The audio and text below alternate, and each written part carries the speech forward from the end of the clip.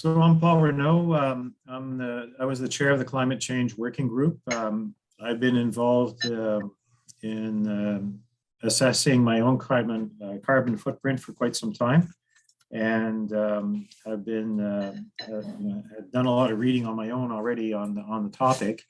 And I was working with Jenny Liu from OMSPA, as well as with Brodie Barrington in Perth here, on pulling together these results. So the point of this presentation is to share with you what we learned. It starts off pretty much the same as the earlier presentation I gave, the short one during the info days, but quickly goes into some other materials. So if you were at the first one, please bear with me. And if not, then I guess you'll enjoy the material.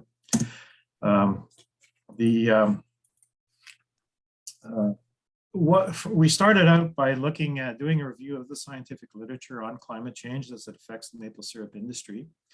And we only took the conclusions where there was scientific consensus. So there are some other topics that were raised by some researchers where there was no consensus, and we did not include them yet. So the consequences of climate on maple syrup may be broader than this, but we know for sure that this is something that everybody agrees on. So the first topic is sugar bush health.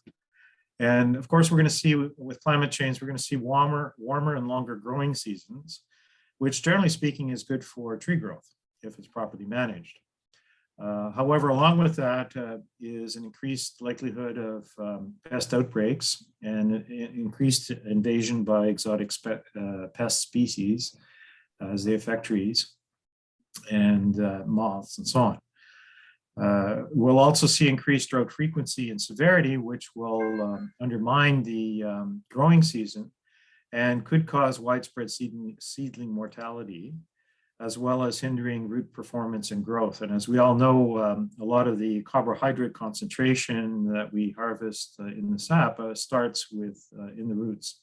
So and this is where an area where there's a bit of debate among scientists is whether this expected impact on root performance may or may not affect Brix levels going forward. So that part on Brix is not known with certainty, but certainly what is agreed is that there will be an impact on root performance. We can expect more frequent spring frosts, and as we saw this year in at least Eastern Ontario, we saw a lot of temperature cycles where we had 4 or 5 days of cold weather followed by 4 or 5 days of hot weather, and not the annual variability of hot and cold or daily variability of hot and cold that we rely on. So that can cause problems. It can also accelerate the vulnerable bud break period, and this happened last year, where bud break occurred sooner rather than later. This year seems to be delayed. It can also cause leaf dieback and delaying canopy development, and generally production and vigor out of the trees. Reduced winter snowpack is a concern. Last year again was another good example, at least in Eastern Ontario, where we did not see a lot of snow accumulation, and that means if we have winter precipitation following as rain, it could lead to fine root damage due to rot and other issues. So the problem with climate change, of course, is that we're going to see extreme swings from year to year. So some years we may see some of this, other years we may see others of this, but generally speaking, it's not encouraging. On the timing of the season, tapping seasons are obviously progressing sooner and sooner. We've all seen this, and it's becoming a bit more unpredictable as to when it'll start to occur. The timing of last boils is a guessing game, as it always is, but it's being more affected by these temperature swings and extreme variability in temperatures. It's likely that buddy sap will appear earlier than in the past and unpredictably. So an example, again, this year, I know in Eastern Ontario, we saw 20+ degree weather in the middle of harvest, followed by a cold snap. So who knows what that could mean in terms of bud break. Very short syrup production seasons will become more frequent, and this is potentially could be mitigated by higher scale and more efficiency but we need to be, particularly in southern Ontario, be concerned about shorter production seasons. And the unpredictable tapping start and end, start of tapping and end of season could have implications in terms of planning labor. So it's tough to have people on standby for long periods of time. As we look at geography, it's pretty much understood that the sugar maple habitat, generally speaking, will shrink in its southern range. This has a lot of implications in the US, but also has implications in the area of Ontario south of a line drawn between Aurelia and, say, Perth. Generally speaking, the southerly latitudes will also see fewer days for favorable maple syrup production, shorter seasons. And the good news is northerly latitudes will experience more. So this is good news for folks in Quebec and in Northern Ontario. It's important to understand that as the sugar maple habitat shifts, it's not likely to happen overnight, right? So it takes a long time for trees to die. But what we will see is, because seedlings are going to be having a tougher and tougher time, as they die, they will not be replaced as quickly. So it could take decades before existing trees and sugar bushes fully decline and need to be replaced with other maples or ultimately become uneconomic. So that'll take some period of time to play out. And of course, the speed at which some of this will occur will also depend on the extent of global warming that's anticipated. In terms of market effects, we've already seen the effect of carbon taxes starting to increase the cost of fuel, and it may require certain producers to invest more to stay competitive. And the other factor that's likely to occur in the marketplace is consumers can be expected to choose more eco-friendly products moving forward as they seek to participate more in climate response. So I think it's possible that environmentally sustainable labeling will become increasingly popular and probably as popular over time as organic labeling became. There's been a few surveys looking at that went to the producers. There was a very large one done just recently, actually, that went out to 350 maple syrup producers across Ontario, Quebec, and in the US. And generally speaking, what we're seeing in those surveys is that a lot of producers obviously are seeing some of this themselves. Many producers believe that the quality and quantity of sap has been decreasing over time, and they believe it's due to climate change. 1/3 of the producers missed the first sap flow of the season for several years in a row. Increasingly, we're seeing producers tap early while the trees are frozen in order to avoid this. And 40% of producers believe that severe weather effects have had a negative impact on maple syrup production. That number is probably considerably higher in Nova Scotia this year. That got really walloped by an ice storm just as their season was starting. But increasingly, we're at risk of seeing these severe weather events. And almost half of producers believe they've already started to see them. I know on my own sugar bush, we've seen a lot of high winds in this year, for example, that weren't typical. And we had some trees come down, but fortunately did not damage our lines. So how are other maple syrup associations responding to all this? And the answer is not very well. So if we pick them apart a bit, Quebec, obviously the largest region. The Quebec government already has legislation in place that protects sugar bushes that are leased on public land from being deforested. And the Quebec Association actually uses that in some of their marketing, saying that the more people that buy Quebec maple syrup, the more trees that get protected, and that's a good thing. So they're leveraging that angle, if you will. There are 1,100 certified organic producers in Quebec, and those that have an organic label can opt to also apply for what's called a carbone neutre or neutral carbon branding. From what I could tell, there hasn't been a lot of uptake. In fact, I could not find any examples of uptake on that. possibly due to the certification fees already being high for organic and folks not wanting to spend more. There is a lot of government funding at the provincial level that is augmenting the federal level of funding on climate change, and particularly in Quebec, it's some of it's focused on maple syrup production, and some of the findings that we surveyed were from findings of scientists in Quebec. What's interesting in Quebec is the Forestry Association has launched an interesting program called Pivot, which provides carbon credits to woodlot owners. And the idea here is that any given woodlot owner probably does not, at a private level, does not operate on a scale where they can access carbon credits on their own and handle the mechanics of that.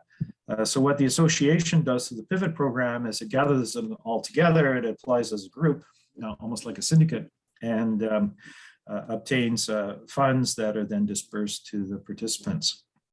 The Eastern Ontario Model Forest, by the way, is doing something similar and trying to get something similar off the ground here in Ontario. But in Quebec, it's already off the ground. The challenge they're finding in the Pivot are twofold. One is the process for applying for carbon credits on a woodlot does not apply for maple syrup. The reason is that in a woodlot, the rationale for getting a carbon credit is that I'm going to cut trees less often. And because I'm cutting trees for logging less often, they're around to sequester carbon longer. And it's that difference that creates the carbon credit. Obviously, in a sugar bush, that doesn't happen because we don't really cut our maple trees down every year. So a different rationale has to be used. So it doesn't apply for that reason. The second problem they're hitting is that these kind of carbon credits that are sold on international markets require long-term commitments, and woodlot owners have to commit to a 40-year, for example, harvesting program, and be audited every 4 or 5 years throughout that 40-year period. And that's difficult for many private individuals to, forecast their lives out 40 years. So that's the Pivot program in Quebec. If we look at the USA, there's really no specific climate action being taken by maple syrup producers. I've tried to engage in some of the with maple syrup producers in the US, and I've found, generally speaking, they're not interested at all. And it's largely a political thing down there, I think. There's a lot of pushback. The Proctor Research Center has, which does most of the maple syrup research in the US, has been focusing primarily on ways to increase yields via technology and less so on climate factors itself. Cornell University is starting to study climate change impact on maple syrup production in the USA, and they were among the first to identify that many sugar bushes in the US could be out of business over time because of the shift in habitat. But that's all fairly new activity. But at the association level, none of them are doing anything. And when we look at the rest of Canada, Nova Scotia stands out as being the first province, provincial association to identify that climate change could have a negative impact on maple syrup producers. They did this actually a few years ago, but in the interim, don't seem to have done anything else. And then when we look at the other Canadian provinces, New Brunswick and Manitoba, for example, there's absolutely nothing there. So for the most part, the other jurisdictions in Canada aren't really doing much. The Quebec Association, aside from a little bit of marketing, is not really organized on this either. If we look at Ontario and what our strengths and weaknesses are relative to climate, on the strength side, it's fairly. What's interesting is that the emerging research that's been done by me primarily, actually, on many is that many efficient maple syrup producers are actually carbon neutral now, and they just don't know it. They haven't had the ability to do the calculations, and it hasn't been easy for them, and so they aren't actually aware of the fact even that they may be carbon neutral. So this is ongoing research and is work in progress. And I'll touch on it later, so I'll come back to this, but it's certainly a strength for us. Secondly, generally speaking, there's a good relationship with the Ontario Woodlot Owners Association, the OWA. There's a lot of membership in common between OMSPA and the OWA. The OWA is, as I mentioned earlier, through the Eastern Ontario Model Forest, working on a carbon credit program for private woodlot owners. And when I've spoken to them, they're quite interested in doing something for maple syrup production as well. So, so that's something that could be built upon. And then the other strength in some ways that OMSPA has is it's really the only group in Ontario that represents maple syrup producers.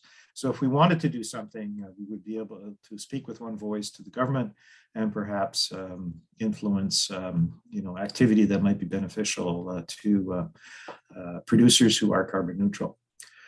On the negative side, many maple syrup producers in Ontario are small to mid-sized. They're not well represented in OMSPA, which tends to have a larger membership. And amongst the larger membership, generally speaking, when I start to talk to people about the possibility of their operation being net zero, they start out from a skeptical perspective. They don't, as I mentioned earlier, they're aware of the fact that they might actually be there already. And because of the scale of their operations, they're concerned that it may take a while to figure that out. Smaller producers, on the other hand, often think that it doesn't matter. If I have a few hundred taps, what difference could that possibly make in the scheme of things? But the reality is that there's an opportunity for, even with small producers, if we were to aggregate the total of taps across all producers, the opportunity is significant. I worked out that if every maple syrup tap in Canada were carbon neutral, we would sequester more carbon than the household emissions of a city the size of Winnipeg. So it adds up, is the answer to that issue. So even smaller producers working in tandem and as part of a coherent program could make a difference. Technical challenges would have to be overcome in order to benefit from carbon credits. Although there's a methodology approved for forestry, it's not suitable for maple syrup, and we'd have to create an approved methodology in order to actually participate in carbon credits. And I personally believe that a carbon tax rebate might be easier to obtain, given the recent actions by the federal government to grant grain producers in Saskatchewan a rebate on their carbon taxes where they improve the efficiencies in drying of the grain. So a similar program maybe is something that we could pursue as an association in order to get a carbon tax rebate for those producers who can be shown to be carbon efficient. So that's I list it as a weakness because there's some heavy lifting to do that. There's nobody offering that money to us. We have to go ask for it. In a way, it's an opportunity, I guess. I should have put it here.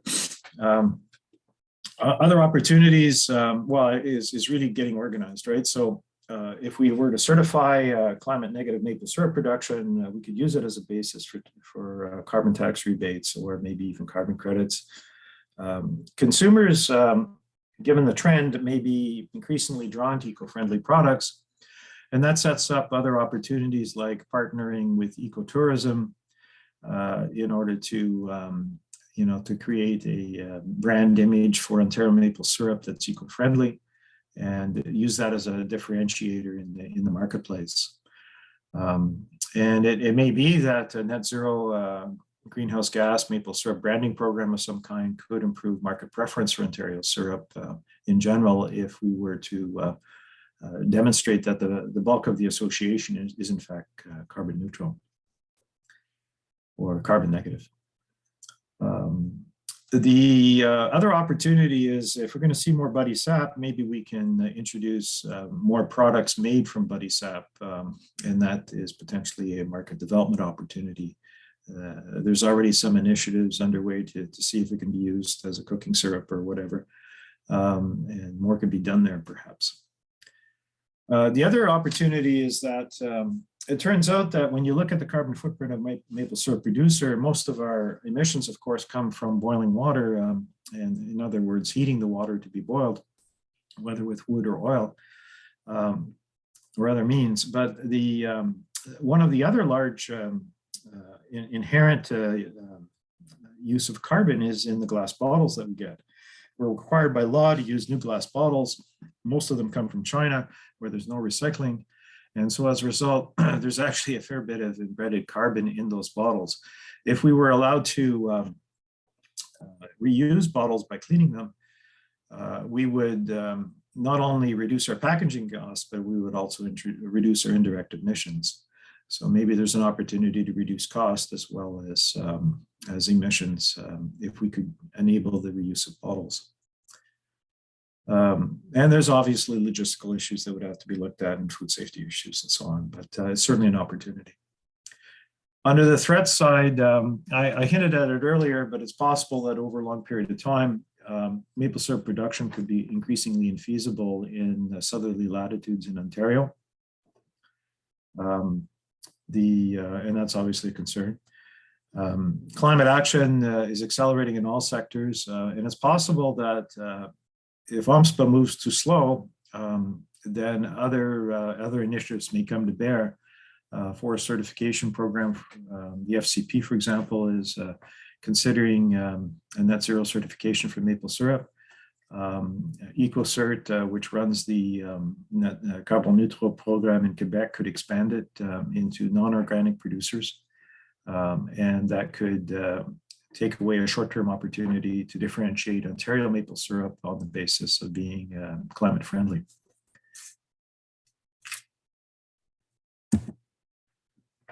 In terms of some recommendations that the working group arrived at, the first was to, we sort of divided them into inward and outward initiatives.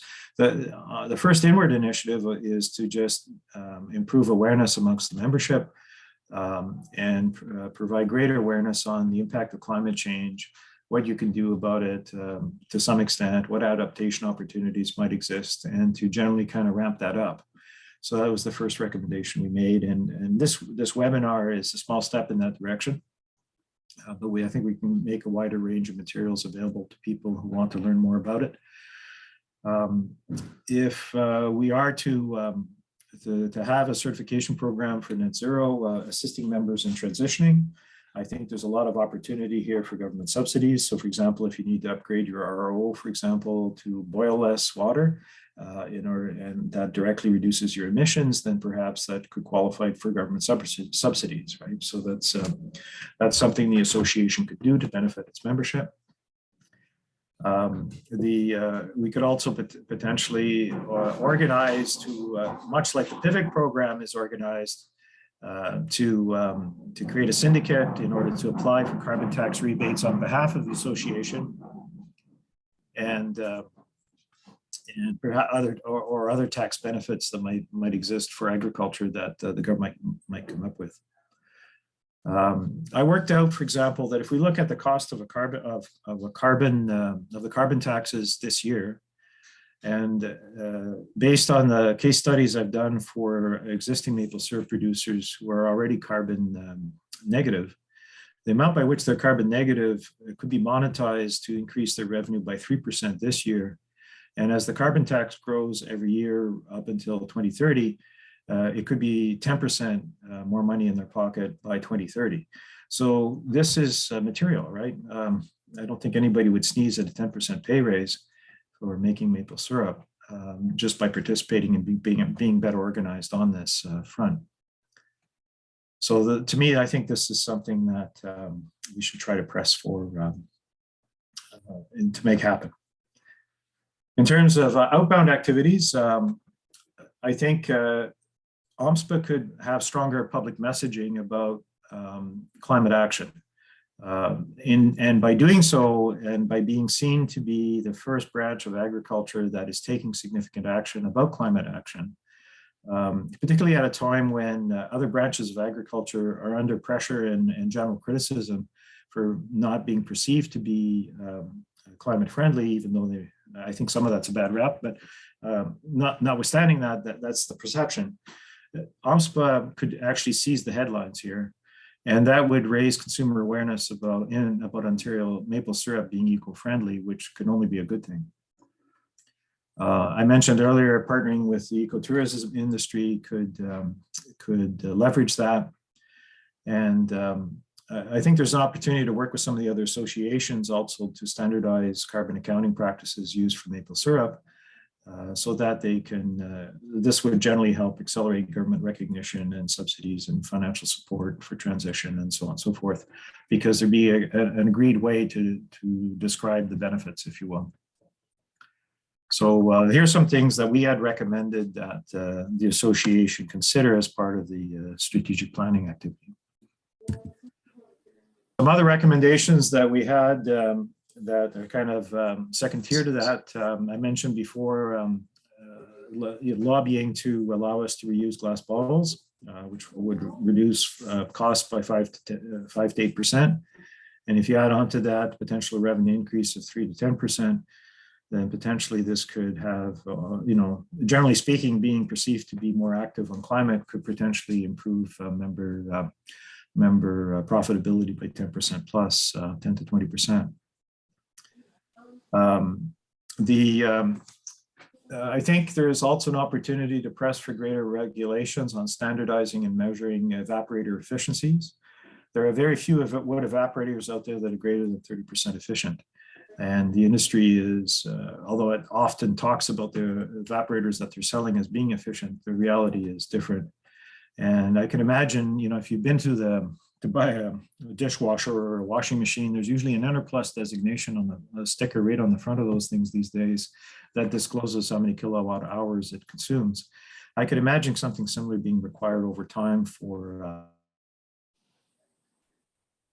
maple syrup products that speak directly to their efficiency and forces a disclosure.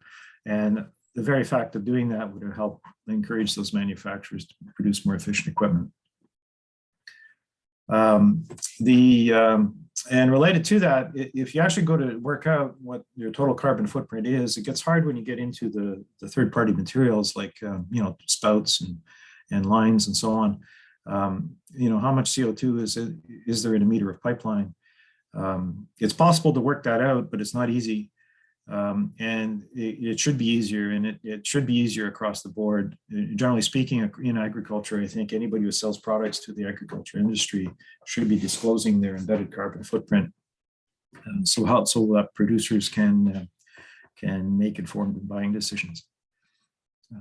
But anyway, that should just happen, I think, regardless of whether it's maple syrup. On the R&D side, there's a small amount of R&D, I think, to come up with a carbon tax credit methodology that could allow us to apply for carbon credits. That's fairly straightforward. I think it's just a long process. Because there's similar methodologies that have been improved on the basis of improved heat efficiency for other types of products like wood stoves, for example, and fireplaces. So if they can do it, we can do it. I think there's also R&D opportunities for improved predictive models for forecasting optimal sap flow conditions, kind of like a weather report that we could get that helps better predict the start and end of changing seasons on a regional basis. I think that would be helpful.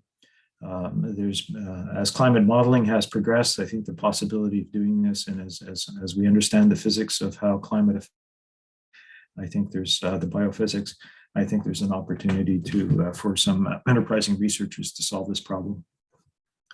The biomass equations that are used currently for calculating sequestration in trees have been designed on the basis of understanding forest sequestration, which aren't exactly the same as a managed sugar bush.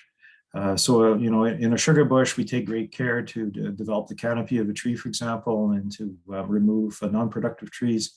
Whereas in a forest, that doesn't happen. And so I think the equations that are currently in use, although they're helpful for maple syrup production and in estimating sequestration, I think underestimate what we're actually achieving here. And I think there could be a more upside through better research on this topic. There's already increased research occurring on silvicultural practices and I think some of that may start to shift to understand what we could do to better protect maples from a changing climate. If the folks in Prince Edward County can, for example, grow wine in vineyards by putting straw over the roots in the wintertime, maybe there's some things we can do that we just don't know about in terms of protecting the roots of our trees better. Or encouraging root growth. I think there's deeper research needed into the question of whether Brix levels in sap and what could be done to mitigate that is in fact affected by climate change.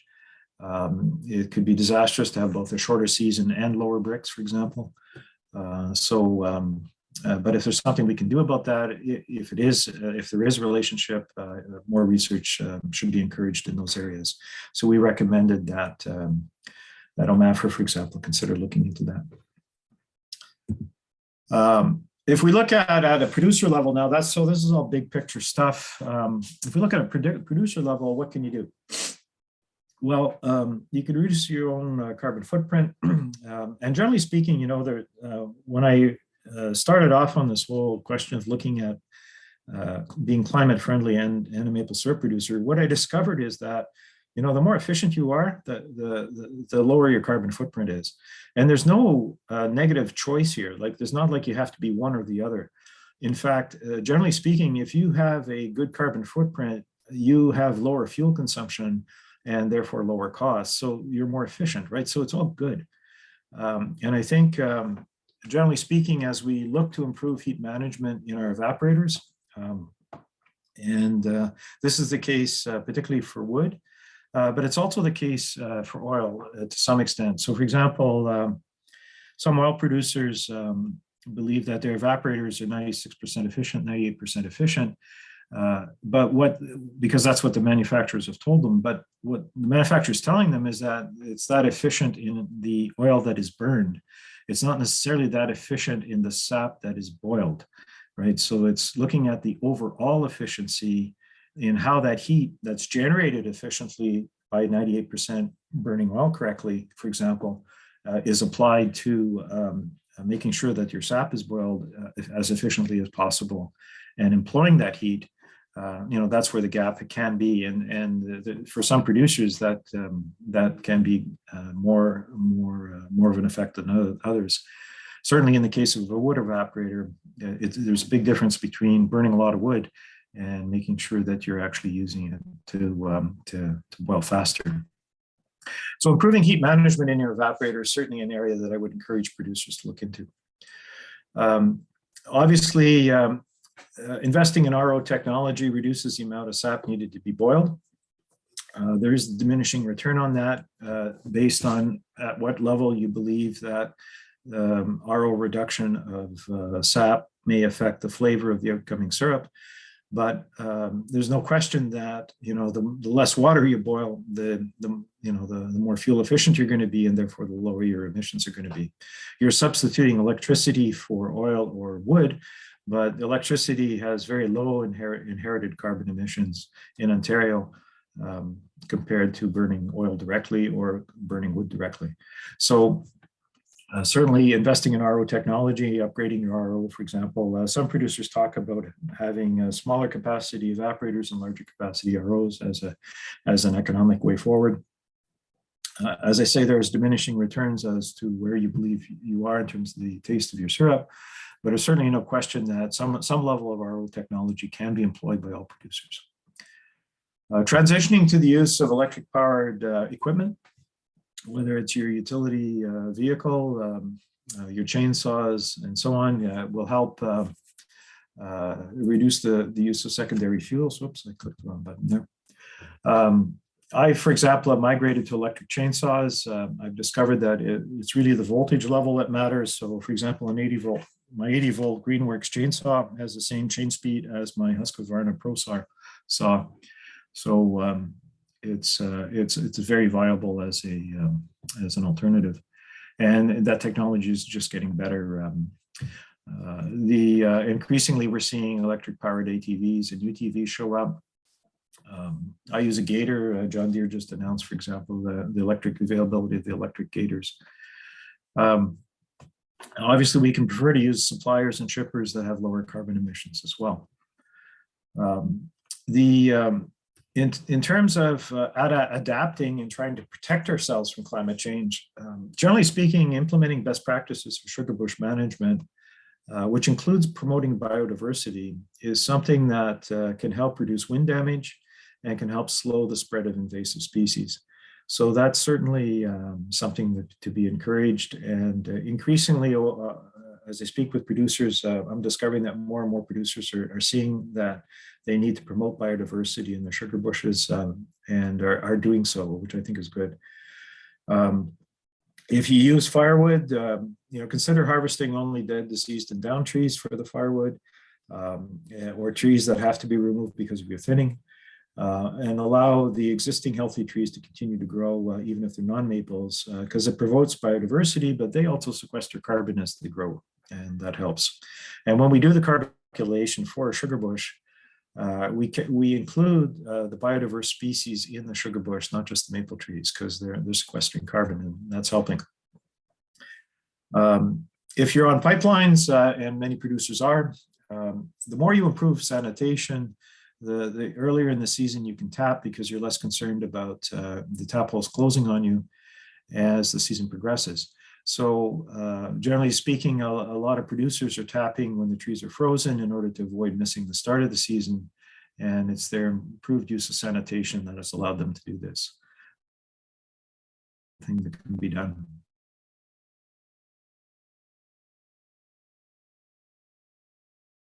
Starting to plant red maples, which will withstand the heat better than sugar maples, but it takes a long time to grow a maple tree.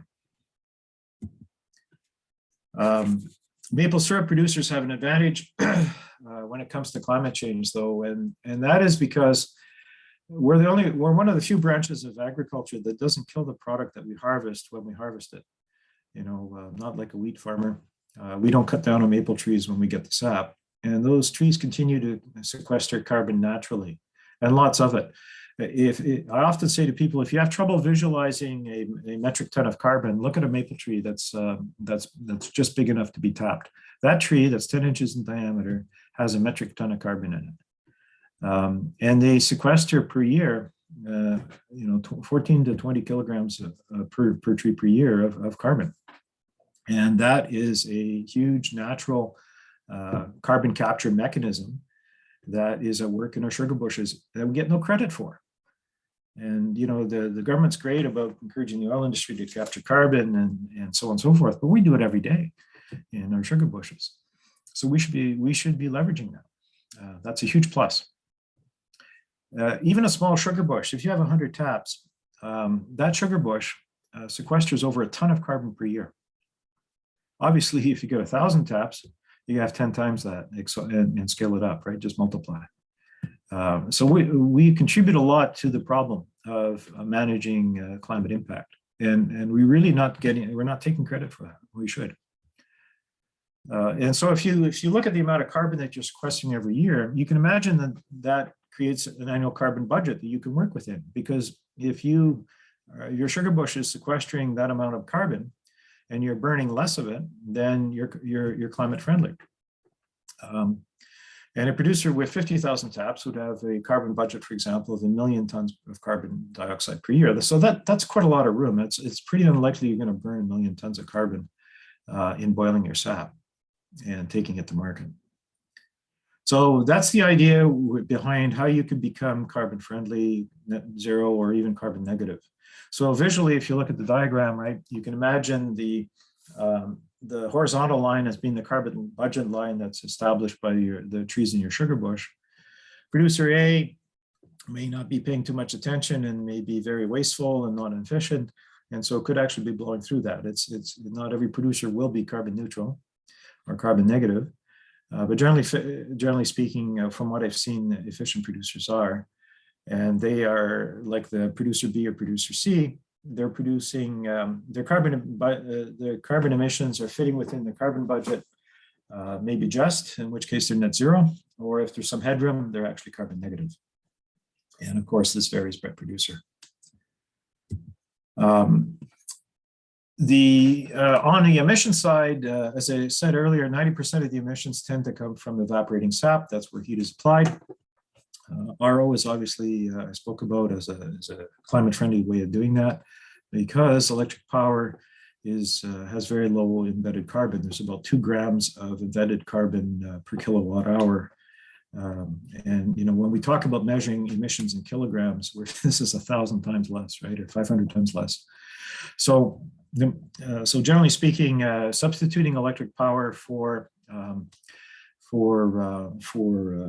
gasoline consumption is a way forward, right, to reduce your carbon footprint. So, for example, if you're using a vacuum to move sap from your pump houses back to your sugar shack, as opposed to using a tractor to pull it in a tank, or an old milk truck to bring it to your sugar shack, then you substitute electric power for what was before maybe diesel or gasoline consumption, and you've reduced your carbon footprint. So there's a practical example beyond just using RO to do that. I mentioned earlier, the more efficient your evaporator is, the lower your carbon emissions. The inverse of that is the less efficient your evaporator is, perhaps the more you might need to leverage an RO in order to reduce your carbon footprint. So it's not like it's all or nothing here.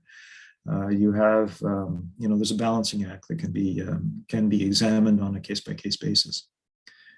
So I've been starting to engage with maple syrup producers on their climate footprint, and I've engaged with not quite a dozen, getting close to that, producers so far, who have both wood evaporators and oil evaporators. And well, I've kind of summarized them here. So, and what's interesting is that they exist across all ranges, right? So on wood, for example, there's one producer in the 100 to 1,000 tap category that is provably carbon negative. I found 3 producers in the 1,000 to 5,000 tap category, and 1 producer in the 5 to 10,000 tap category. Generally speaking, once you get above 5,000 taps, most producers are on oil because nobody likes cutting that much wood. But even a producer above 5,000 taps can be carbon negative. On oil, I found 1 producer in each of these categories. The one at 40,000 taps is in progress, but what I've discovered is that if you're on oil and you burn less than a liter of oil for every liter of maple syrup you produce, it's almost impossible for you to not be carbon negative. And the reason is that the amount of emissions from burning a liter of oil is less than the amount of emissions sequestered by the maple tree that you've tapped to produce that liter, assuming you've got a ratio of 1 liter per tap. So if you're above 1 liter per tap, you're ahead. If you're behind 1 liter per tap, that rule of thumb doesn't quite apply. But generally speaking, if you're around 1 liter per tap, then you're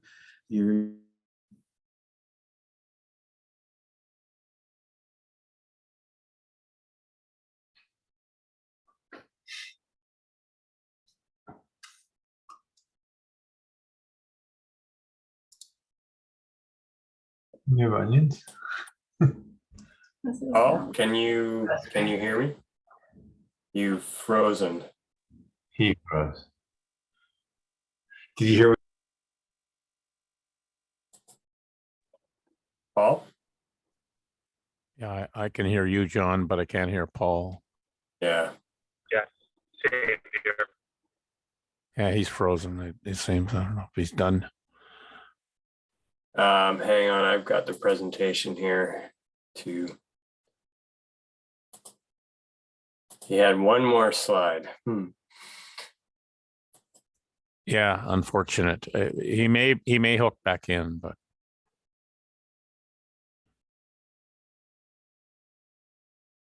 did we lose him? Let's see here. Ray, I wonder what it'd be like if for wood pellets, if we would be. yeah, I don't know if he's. I've talked a lot with Paul. I don't know if he's analyzed that or not. That's a good question for him. Hopefully, we can get him back on and ask those questions. Are you done boiling?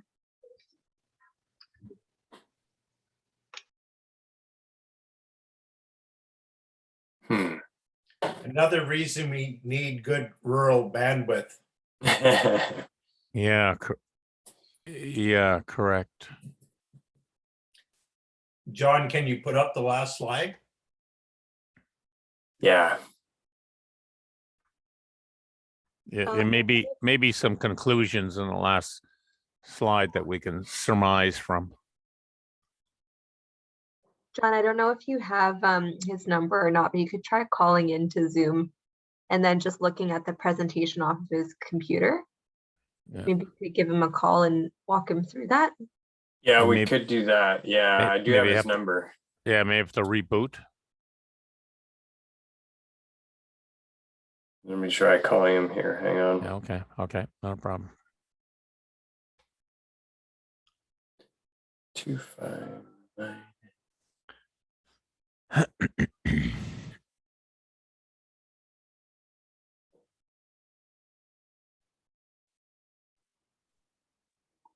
Are you the last one hanging on this call, Ray? Hello, Paul. Hi.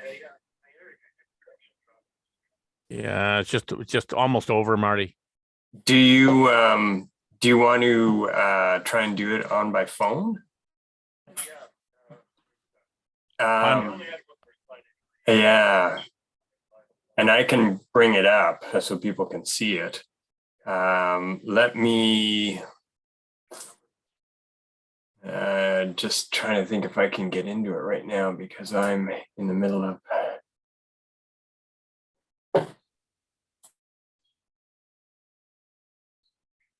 You're recording it so we can put it up later for other people.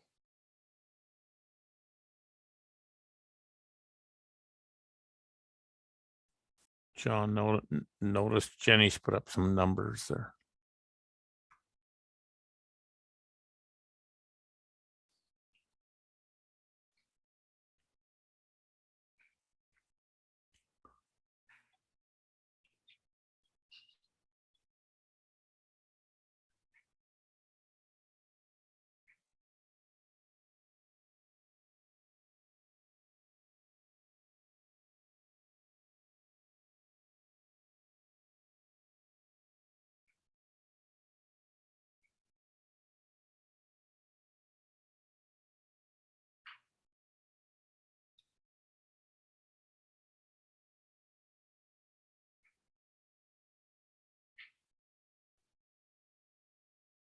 How's everyone doing though? Everybody cleaned up? I think Ray's still going till the end of the week, I think you were, Ray? Yeah, well, cleanup's always about a 5 to 7 day operation, so Yeah. it takes time. But Yeah. I'm gonna boil tomorrow, so we'll see what happens. What level of production are you at, Ray? Sorry, Nelson? What level are you at for production? Like Well, I'm above average where I am, and remember, I've got a mix of a vacuum bush and a gravity bush. So it's a ratio, and gravity bush never does as well as the vacuum bush, and so I'm at a like 66 to 33% ratio, and so but I've done averaged above average, so that's good fishing with a gravity bush of 500. So yep, Yeah. good. Yep. Are you using 5/16 or 3/16 on the gravity bush? No, it's 5/16. It doesn't have enough slope. The screen's up there now. Yeah, so just to give everyone an update, Paul's just trying to call in right now, Okay. and then Yeah, he can walk I've us. called in. Oh, Paul's there he back. is for No, the good. last slide. Okay. Hi, Good. Paul, you made it. So, Paul, I've got the last slide up, unless you want me to go back to the second last one. No, I think that's fine. I was about ready to make the transition. I think when I assuming everybody heard my summary of the case studies Yes. Yes. before we dropped off. So I was just going to go to this last slide. Basically, the three reasons I found in talking to producers about why they might want to become provably net zero or climate friendly. The first is that they may believe that it's good for the environment, that it's the ethically responsible thing to do. And also it's something that they can personally do to take action instead of waiting for governments to get off their arses. On the second reason I've come across is that generally speaking, it increases efficiency, and being an efficient producer is economically a good thing to do. And it's also less work, right? So you don't have to cut as much wood, buy so much fuel, it lowers your costs, and that's a major motivator. And then the third motivator that I've come across is that the producer may believe that being net zero might provide financial benefits, increase sales to their customers, an opportunity to differentiate in what's becoming an increasingly crowded market, and maybe to participate in the potential for downstream tax breaks or carbon credits. Any given producer might believe in all three or only one of the three, but generally speaking, these are the top three reasons where producers have shared with me why they're interested in becoming net zero. So that really concludes the organized section of the presentation, and I'm kind of open for questions. John, I'm going to rely on you to maybe gather the questions through the chat and then feed them to me, since I can't see the chat until my internet gets back up. Sure, will do. A verbal question is, Ray, if I may start that process, Paul. Excellent feedback, and thank you very much for the effort and time in providing this for us. You and I talked when you did an analysis of my operation about some minor changes to the arch of the evaporator under the pan, where we all have some type of, fire brick and sand to put heat up to the top.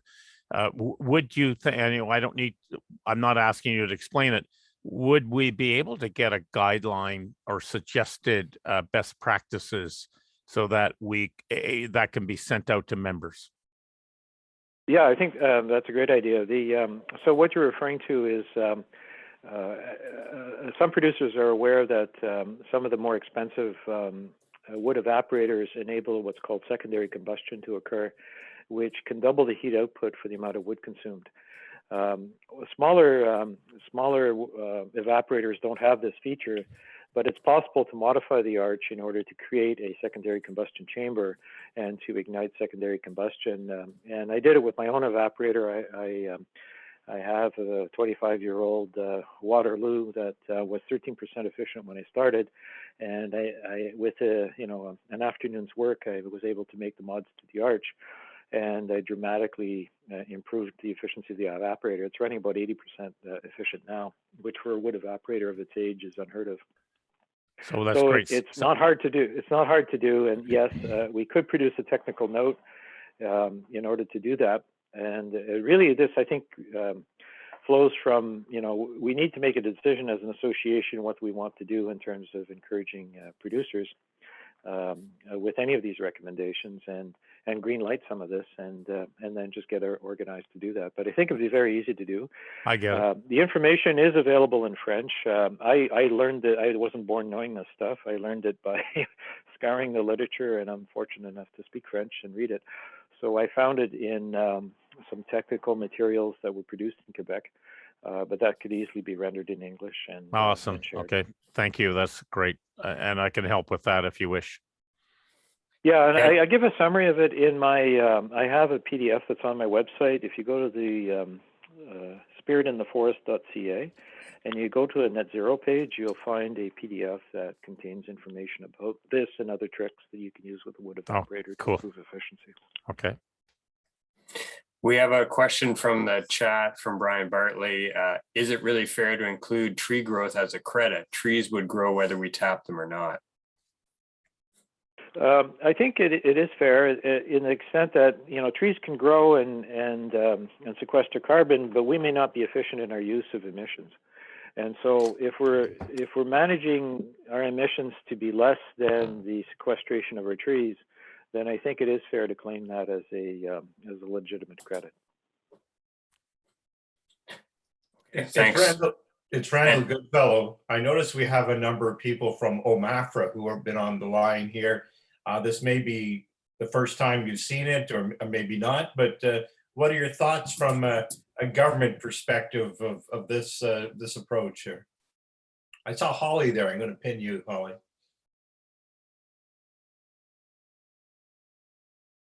turning my I think there's a camera question on. for Holly. Yeah. I don't know if you can see me or not. We can.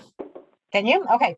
No, I really enjoyed the presentation, I must say. I think there's some really good stuff here. And from a government perspective, I mean, I think, so if I were to look at the top 3 reasons, I think they're all good reasons. I agree. I think that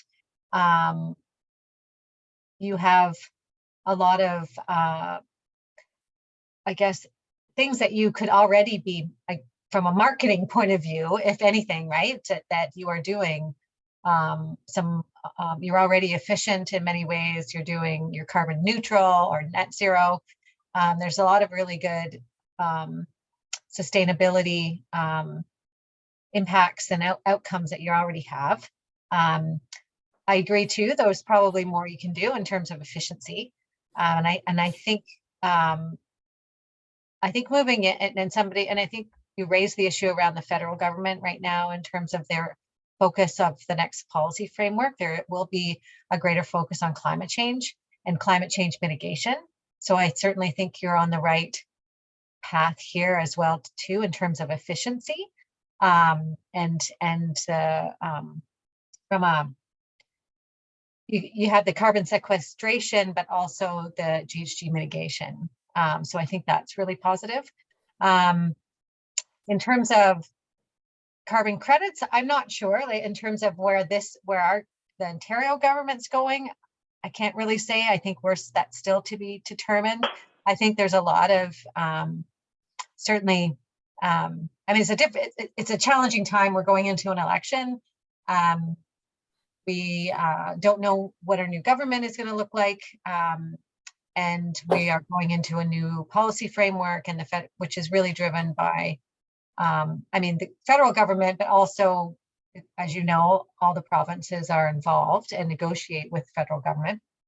So I'm not quite sure where Ontario is going to land in terms of its climate change efforts and budget and those sorts of things. So I'm not sure if that's what you wanted to hear, or if that's... I was just thinking that there's a lot of good ammunition and research areas here to be further explored and to bring forward for partnership on exploration of it. Is that safe to say? Yeah, and I think you're right. You have a lot of really good areas that you need to further explore. You know, and I think certainly we have research programs, as you know, through OMSPA. You know, we do have an alliance program, as you know, that's associated with the University of Guelph. And it's often really, it has to be led by a University of Guelph researcher, but there can be partnerships, and we are always looking for industry support. And that's part of, you know, why we fund the alliance, is to do industry needed research. So that's really a really good place to start. But we also have open calls. We're at the end of our agreement, so I don't think we're going to have any more this year, but certainly over the next 5 years, certainly there's going to be there will likely be more open calls, but I don't really know what they're going to focus on. Thank you very much, Holly. I noticed that the questions are starting to pile up Okay, here. sorry. Thanks. I will. Well, I got it. Thanks so much, Holly. We've got Marty Ennis had a question, had his hand up. Go ahead, Marty. Thanks. Turn my video on here. First off, Paul, to you and your working group, I think that's a presentation that Dr. Tim and Dr. Abby from UVM would be very proud of seeing coming out of a volunteer-run group. So kudos to you and the work you did. And then also, something for the other members, after you visited our bush, we made some changes to the way we boil, more closely monitor our stack temperatures, turned our blowers down. And I don't think it really affected our boil rate, but I would say it probably increased our efficiency by at least 10% by slowing down our primary and our secondary blowers and keeping more of that heat under the arch for longer. So it was something that I hadn't really done before you visited there at the end of Arch break, but it certainly was a big help for us. I'm glad to hear that, Marty. And it's a good example of the difference between having an efficient evaporator and using the heat efficiently as well. So some of these fine points can make a big difference, especially with a producer your size. What temperature are you talking about on the stack? Well, generally speaking, go ahead, Marty. Sorry, go ahead, Paul. Well, I was just going to say, generally speaking, if your temperatures are on the stack are exceeding, I would say 500 degrees, you're wasting heat because it's going up the chimney instead of being retained in your arch to boil the sap. So that's a red flag. If you reduce it too much, then you don't get enough flow, and you could starve the combustion. But generally speaking, when if there's when I see numbers north of 500, I start to worry that the balance might not be quite right. And if your temperatures are hot enough to discolor your chimney, then you're definitely wasting heat. Yeah, for us, I found our evaporator simmered a little too much and didn't boil quite rapidly enough at 500. But I would say we probably reduced our stack temperature by 100 degrees by slowing down the blowers, and with no noticeable difference in how much sap or syrup was running off per hour. Yeah, I would also to that point add, the number 500 is kind of a ballpark. Like, obviously it's going to vary by evaporator, and there's tuning to be done by evaporator, right? But generally speaking, that's the range you're in, the ballpark, if you will. So it's you're seeing stack temperatures of 700, for example. You're nowhere close to the ballpark, right? Martin, that was on a Force 5 you're using, is it not? It is, yeah. Ours was the first in the province, so it doesn't have all the bells and whistles that the newer ones have. Yeah, because I've got a Force 5 2.5 by 12, and I've had my stack as high as 1,400, and I'd get the box almost up to 2,000 if I want, with all blowers running. It's crazy. Yeah. So you're definitely wasting heat at a big scale there. The question that I'd say, I'm newer to this than a lot of you guys, but I find that communication from the manufacturers on how to run their products is a major problem too. And Lapierre is no different than CDL. There's no written manuals on how to operate this stuff, and a lot of it's trial and error.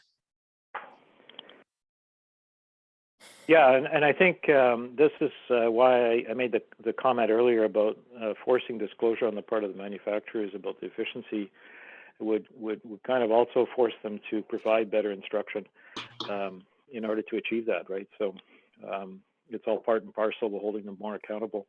Yeah. And I think, and that's something that, for example, Ontario could do on its own because consumer regulations are a provincial jurisdiction. Yeah, we did the same thing this year just by trial and error. We actually turned the blowers down, and I wished I'd done it earlier in the season. We'll see how it goes next year now that I know that's something to look forward to. Yeah. It's counterintuitive for many people. I know Marty and I, Marty was in disbelief when I told him that he could go faster by slowing down. And it takes a while to wrap your head around it. I know when I first encountered the topic, I had to wrap my head around it as well. The idea is you want to keep the heat under the arch, not up the chimney. And throwing more wood in is not necessarily the answer. Throwing more air in is usually what's required on smaller evaporators, but on these ones that are optimized for secondary combustion already, you can have too much air, and that's a problem too. I found it stopped that way. One thing you may find useful in finding that point, there's a device called the MagnaHelic, which is a differential pressure gauge, and I use that in my own operation to monitor the speed at which air is flowing in my chimney, and there is a magic number for that. So if you have a MagnaHelic and you measure your chimney, and you keep the rate, the pressure in the chimney less than 0.05 inches of water pressure, then you're good. 0.03 to 0.05 is the ideal range, and that works across all evaporator types. So that's one way of controlling this better. And again, this is the kind of information we could document and share in a more coherent education and awareness program, or training program, or whatever we want to call it for the membership. Nice. Yeah, I think there's a. One of those with- gauges costs about $100, by the way. Well, that's not bad. Yeah. We've got a kind of an addendum to the question from Brian earlier that's back in the chat there. It says, my sugar bush produces far more wood than I burn. I use the RO to save work, but does it matter whether the excess wood rots and releases CO2 or I burn it in a less efficient evaporator? Yeah, so when we talk about the cycle of a tree and the rate at which carbon is emitted from a tree, it's almost a different time scale, right? So it takes wood at least 7 years to rot, somewhere between 7 to 10 years for hardwood. White cedar probably on the high end of that. And when we're talking about emissions, we're talking about the idea is to control our emissions annually, right? So it's a different time scale. So that's the first comment. The second comment is that as trees rot in the woods, it's ideal if you burn less wood. That's the goal, right? And then if you are going to burn wood, what's the best kind of wood you could burn? Well, hence the recommendation for trees that would rot anyway. When we burn any kind of wood, we're going to accelerate the emission of carbon because that tree would rot over 7 years and we're going to burn it in 1 year. So the other thing that happens when a tree rots in the woods is not all of that carbon is released. There's a bit of debate about how much carbon is released, but but about at least 20 to 25% is not released as that tree rots in the woods. Certainly in the case of the total tree, the roots as they rot don't release carbon because they're buried. But it's also true of the parts of the tree that are covered by foliage and other humus on the floor of the forest floor. So generally speaking, even a rotting tree in the woods isn't going to fully release its carbon. But if we're using wood as fuel, then we count the emissions in our fuel, right? So the approach that I've been using to calculate your carbon footprint is basically to say, I don't care what the fuel is. If you're going to burn it, you're going to release the carbon in it. And then it's a case of saying after that, okay, let's minimize that. Let's work within the budget that we have and be carbon negative. And then the question becomes, how can you use the least climate impacting fuel if you're going to use wood, and that's to use trees that are going to die anyway, and not or trees that have stopped more accurately, trees that have stopped the sequestration part of their growth cycle, right? So, if they're fully mature and they're going to die and you're going to cut them down, you may as well cut them down anyway, from a carbon sequestration perspective. Or if they're already fallen, then clearly they're not sequestering any more carbon. So the answer is yes, you're better to leave it rot in the woods if you don't need it. That's right. Yeah. And it's there's good for the forest floor as well. It improves the organic quality of the floor, right? TWLD. There's another question kind of adding on to that from Matt Wheeler. Would regular landowners not be after a similar carbon credit merely for owning land? Which makes me wonder if large corporations may find it financially viable to buy up large parcels of land and sit on them just for this purpose. That's what they're doing now. Well, there are some logging companies that are doing that out west right now. But again, the argument only works if you were going to harvest the trees. So if you own land and you choose not to harvest trees, but you otherwise would have, then you can legitimately claim the difference between what you would have cut and chose not to cut as a reduction. And that's how the carbon credits for woodlot owners work. And some logging companies are pursuing that right now. They're saying, okay, well, we're just not going to cut certain forests and we're going to claim that as carbon credits.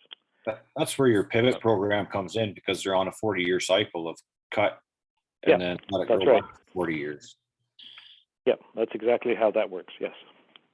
Matt. But in a sugar bush, it's about efficiency and working within the budget. It's a different argumentation.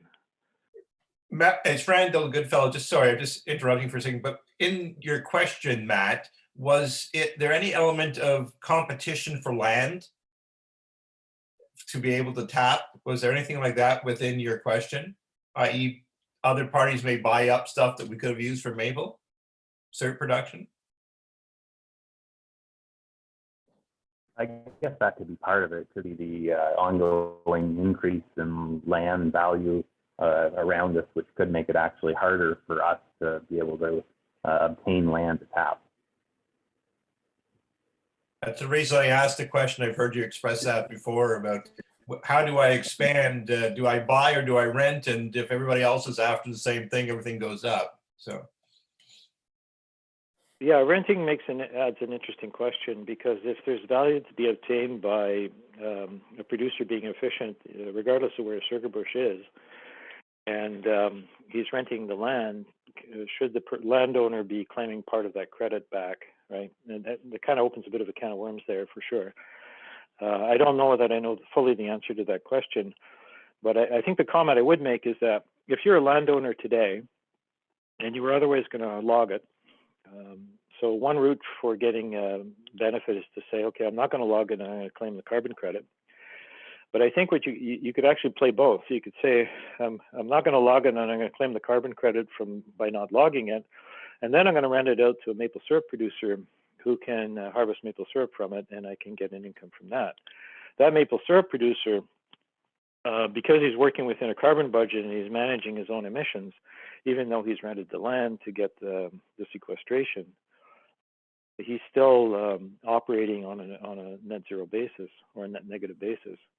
And there's an argument that says he should be able to also claim a credit there too.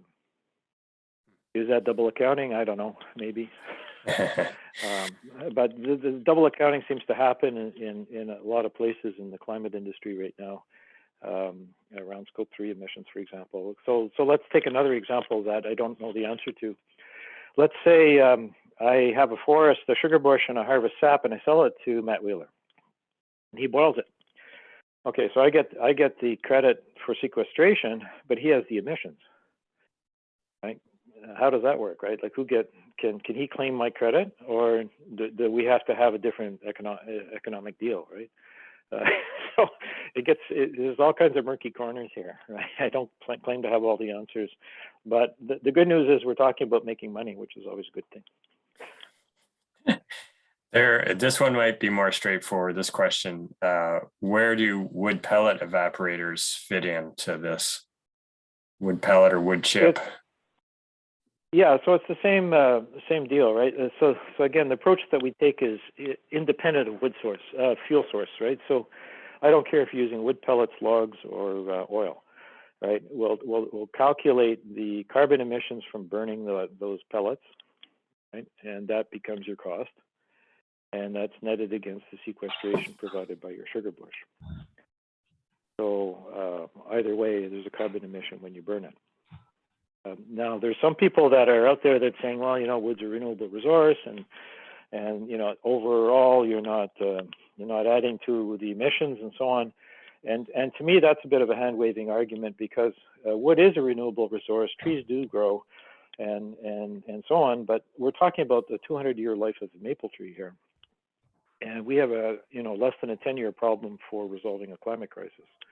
So I don't think it's a helpful line of thinking to say, well, biomass is a renewable resource and therefore we shouldn't count it in carbon calculations. I think we should count any emissions, and I think we should look at a sequestration as netting against that, and then see where we stand. And to me, that's a much more rational argument because it's calculated every year, and we're not relying on the cycle of a 200-year life cycle of a tree, right, to overcome the emissions, from the use of biomass.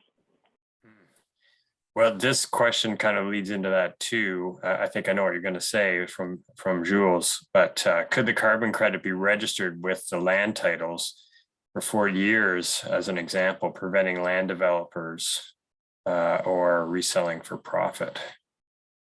I think that's a very interesting observation. I hadn't thought of that, but I don't see why not, right? It's an encumbrance that could run with the land. And but it would require legislation, right? And again, there's a role for governments to play, in this case at a provincial level, It's maybe similar to what Quebec is doing already with ruling that you can't develop land that's rented for maple syrup production. So I think there are interesting angles like that that should be explored further. There we go. Any more questions there to come out? We've done all the ones in the chat. Well, it definitely would play good with the fact that down here in the south, they'll cut maple lots down faster than anything else. So that's a good plan, good strategy. And out in Eastern Ontario, a lot of that happening right now too. Absolutely. Like I'm in Belleville, and if a lot comes up for sale, a logger will buy it first, then it'll be right up for resale after the logs are stripped off it. Yeah. Yeah, so we could be doing more there for sure. Did you say down south? I think that's north or east, but anyhow. Yeah, that's under the CAP program, when you go into biomass, I know there's some grain dryers where people were doing experiments and they got grant money for doing biomass burning for drying grain. And I applied under that same program for a gasification evaporator, and they considered that not to be new technology. And I also went in with the environmentally friendly aspect of it, and that wasn't accepted like under the CAP program. So if you're going to try to go into a government program to get money for ROs, I know one guy did get a high efficiency RO one passed like about 5 years ago when they first started, but you're going to have to come at it at a different angle than what they're using for the CAP program. Yeah, and I think, if we look across the board, what's happening with government, both federally and to a lesser extent provincially, right? Right now, you get your windows done, you can get a credit, right? And if you put in triple glazed windows, you can get a kickback on that. Not if you're out in the country, you can have natural gas close to you. Yeah, well, but anyway, my point is that that's not new technology either, right? And I think, there's a lot of what I would call silliness that's out there that could get rationalized if only we could approach this topic and a conversation with government at all levels in a coherent way, right? And say, listen, we have a coherent strategy that shows that we can make a difference, that if we have enough maple syrup producers doing this, it's going to make a hell of a difference. And it's good for the environment and so on. So what can we do in order to encourage transition? What are the things we can do to unlock, more and more producers becoming more efficient and being more climate friendly, and that's all good, right? And have a coherent conversation with government and say, what programs need to be changed, what qualification criteria should exist, what equipment should qualify, and so on, and lay it out and have that as an initiative for conversation and see what comes out of it. But I think there's an opportunity there for us. Yeah.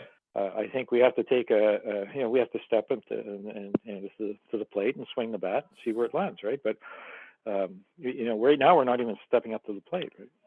Well, not entirely. I'm going to interject for a moment because those questions you asked, Paul, which was what should we do? How should we calculate things? What new things? What approaches? Was exactly what this consultation with the federal and provincial governments are around the next policy framework, which yields programs like CAP.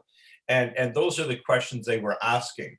Now, having been the person principally responsible for responding to those consultations, and we know we will be further involved in it, those were some of the things that we brought up already. Now, we need a sustained effort on that. It's too late after programs are formulated to then point out what's all wrong with it. You got to get ahead of it when it's being formulated and provide the answers. So yes, that whole element of regulatory policy, government relations is extremely important right now, particularly as we talk the policy framework. Yeah, if you'll notice in the chat, Holly has said this is the time to have the conversation. So she agrees completely. Yeah, and I would add that, what we do with maple syrup can be a beacon for other branches of agriculture, right? There are other forms of agriculture that don't destroy their means of production. Orchards come to mind, vineyards come to mind, even chicken ranches, right, come to mind. So in the sense that the sequestration method is not destroyed, although the chickens obviously are. There's also, somebody had mentioned, I think it was Holly had mentioned that there's increased interaction between OMAFRA and the University of Guelph. Well, one of the things that's come out of the University of Guelph is the idea to use intercropping, which is the notion of planting two crops in the same field, to extend that to use tree intercropping, where one of the crops is a tree. So let's imagine that tree is a maple tree. So now you have branches of agriculture that otherwise would struggle to have enough sequestration that could be using maple trees in an organized fashion in their fields, producing a sequestration benefit in order to lower the or to improve the climate friendliness of their form of agriculture, the other crop that's being used, whether it's pasture or a grain that's being grown or a plant that's being grown of some kind. So there's an opportunity to take the same approach that we're recommending for maple syrup and to apply it to other branches of agriculture to varying degrees of success to improve their carbon footprint. It may not take them to negative the way it can take us, because we get a lot of trees and they don't, but it could help with the problem. And given that that's a goal that everybody seems to be wanting to work towards in agriculture these days, I think we can leverage that in our conversations with government to say, listen, maple syrup can be your example, your shining example of how to do this. And you can leverage aspects of and some of these ideas further, and obviously differently, because there's different branches of agriculture have different issues. But it can help be a beacon for a way forward. Well, it may yield some sort of a maple plantation type of initiative. Not all land is the top quality that ends up being used for annual cash crops. We do have a lot of sort of abandoned, semi-abandoned pasture in various parts of the province. We're not talking way down southwestern Ontario or in eastern Ontario where they have the South Nation River Valley, but in other parts of the province, it may, replanting for maple plantations. I know it takes a long time, but every voyage starts with the first step. Right? So. Yeah, so let's. So I don't want to take this too far off topic, but let me just give you a wild example here. So I have a friend who has a large sheep ranch in Manitoba. Tells me that generally speaking, you can have maybe 7 lambs per acre as a rule of thumb. Well, if you also have trees on that acre, the trees can sequester the methane farts coming out of the lambs, and voila, you've now mitigated the major problem with lamb from a climate perspective anyway, the major problem with lamb production. Farts. And just by using tree intercropping, and you've done it in a way that has helped that farmer add a source of income as opposed to just take up land. So I really think maple syrup could be helpful in solving other problems, right? By leveraging tree intercropping with other branches of agriculture. There's a couple questions around carbon credits in the chat here. Walter asked, is there a basis for carbon credit calculation for forest? How is it calculated or estimated per tree? Yes, so if you're looking at a forest, there is a way of basically looking at the number of trees on the property or the basal area, either as a point of departure because they work out to the same thing. You use it to calculate the sequestration. There's a set of formulas that can be used called allometric equations that are used in the calculation. And that's in fact how I calculate the sequestration in a sugar bush, is I use those same nationally approved calculations. And that is how you add up the amount of sequestration in a forest. Again, from a carbon credit perspective, it's a different game than maple syrup, but a lot of producers have both a woodlot and a sugar bush. I know I do. Right? And I have a hectare of sugar bush, and I have 5 times that amount in forest on my property. And right now I'm not leveraging carbon credits because they're hard to reach, and that 40-year problem is not something I can get my head around. But maybe as people continue to work on innovative things like land title and so on as ways through that, it's possible to get credit for that, which again is a different process than maple syrup. But you've also pointed out that probably the carbon tax credit might be an easier route to that, right? So. Well, personally, I think it is because Yeah. so carbon credits are they're an international thing. These credits are sold on markets and so on. They come with a lot of heavyweight auditing and so on and so forth. But if we look at carbon tax rebate, that's a political matter, right? So it's a question of is the government serious about encouraging climate response in agriculture? And certainly, if you look at the last federal budget, what wasn't covered in the media is that they're expecting the amount of sequestration on farms to grow by a factor of 10. So how is that going to happen? Well, people are going to need incentives, right? And well, how are you going to do that? Well, you're going to have to offer them some, right? So. Yeah. So I think to me, politically, that's an easier set of conversations to have, is that given that it's already a stated national goal, and given that that's going to require provincial cooperation, there's an opportunity, I think, to have that dialogue and say, listen, why don't we come up with a coherent program that does that and offers incentives on the basis of a much simpler to administer regime? Maybe organizations like Maple Syrup Producers Association or the Ontario Woodlot Association or whoever can help administer those programs, so it doesn't actually be done in a cost-efficient way by governments, and using an officially approved set of standards for doing that, which is why we made the recommendation on standards in our document, and set that out. And to me, that's a much easier route. It's a made in Canada solution. We don't have to get international agencies involved to approve methodologies for carbon credit calculations and so on. And it would be a solvable thing to do. Yeah, that's Brian Bartley has pointed that out in the chat, that a lot of bureaucracy with carbon credits, right? So maybe it's easier to do the other route. Yeah. Well, I think we've covered most things here. It's 9 o'clock.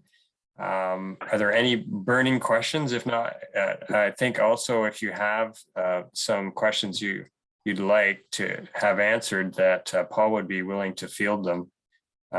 Hopefully I'm not making that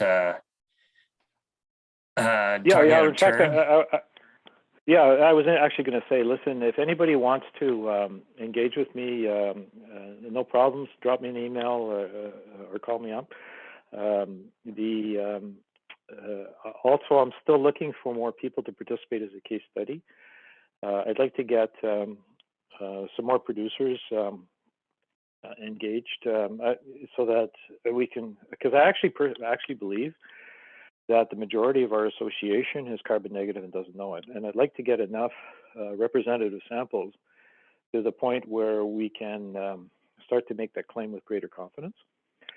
Certainly all the data that I have so far points in that direction. So it really doesn't take that long. Marty can perhaps comment on the how much pain I inflicted in order to do his calculation, but I don't think it was too bad. And he got a bit of benefit maybe out of it. I don't know if Marty's still around. Yeah, no, still here. 1 good hour on the phone and then a quick sugar camp visit. So it was always great to talk to Maple. So yeah, if you're curious, Paul's a wealth of information. Yeah, so I welcome people to reach out and engage. And like I say, if we can, the more case studies we can put into place, I think the stronger our conversation is with government as well. And the more exciting the whole thing becomes. Speaking of government, Holly has her hand up. Go ahead, Holly. Yeah, thanks. I just had a question around timelines. I know this is part of I think a bigger project with OMSPA. I'm just wondering, what are your plans for sharing some of this information? Because I think, like I said, I think it's really important to get this information out and share it at whatever, sooner than later. So I'm just trying to get a sense of your timelines. Holly, Holly, I am willing to give this presentation to any audience you'd like to organize. Okay. Holly, it's Randall Goodfellow. As you know, I'm the one stick handling that project, yes, the larger one, which is the strategic plan and sector development strategy. This is one of the 10 working groups. Yes, is yeah. one of the ones that had reported the earliest. We have it on our website. We have done this evening. Paul's also done a bit of a taste tester at our annual our information meetings this year as well. Mhm. The objective, of course, is to take these 10 the outcomes of these 10 working groups and put it forward into our strategic plan. But there are some of these things that we've been working on that are extremely timely, which I think is what you're saying. Yes. Is that it's time to talk now about the next policy framework. Let's not wait a year to do it. That's too late. And so we will be developing government relations strategies and communication strategies around the recommendations coming out of these working groups. And this will be one of the first out the gate in conversation. We could set up, Holly, some meeting down in Stone Road or one Stone Road down in Guelph and have a webinar, have a in-person and/or hybrid webinar with OMAFRA staff. Okay. This may be good because I'm actually going to be in Guelph on May 6th. I don't know if you want to meet for an hour. We can do that too. That's yeah.